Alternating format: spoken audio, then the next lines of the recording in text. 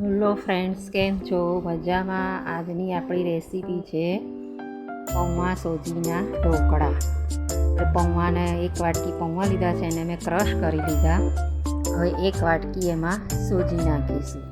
જે પૌવા લીધા છે એ જ વાટકીથી આપણે સોજી નાખીશું. પોણી વાટકી સોજી લીધી છે મેં. એને થોડી દળી નાખી છે, મોટી હતી એટલે. ઝીણો હોય તો ના દળો તો ચાલે.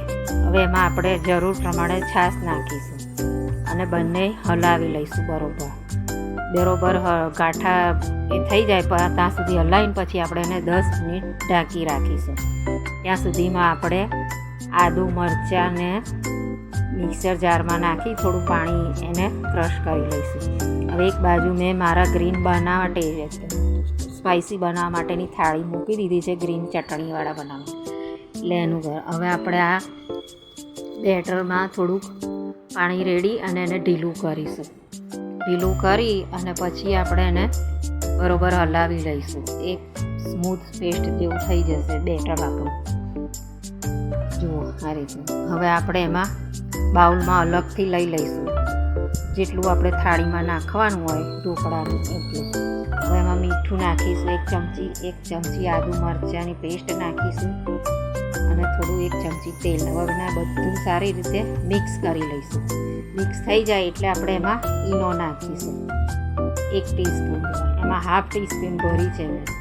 હાફ ટીસ્પૂન ઈનો ભરવાનો અને એમાં નાખવાનું. એની પર 2-3 ટીપા જેટલું પાણી નાખવાનું એટલે થોડું એક્ઝેક્ટ થઈ જાય. બહુ એને હલાવવાનું નહીં તો એની એર નીકળી જશે. હવે એને આપણે વ્હાઈટ ઢોકળા માટેની અલગ ઢોકળીઓ ગરમ કરવા મૂકી દીધી. એમાં થાળી પ્રેસ કરીને મૂકી છે, એમાં મૂકી દીધું છે, રેડી દીધી છે. હવે એને થોડી ટેપ કરી અને હવે આપણે એને ઢાંકીને થવા દઈશું. એ 10 મિનિટ 2 થાળી મારી જોડે તૈયાર થશે. તો પેલી થાળી થઈ ગઈ છે મારી.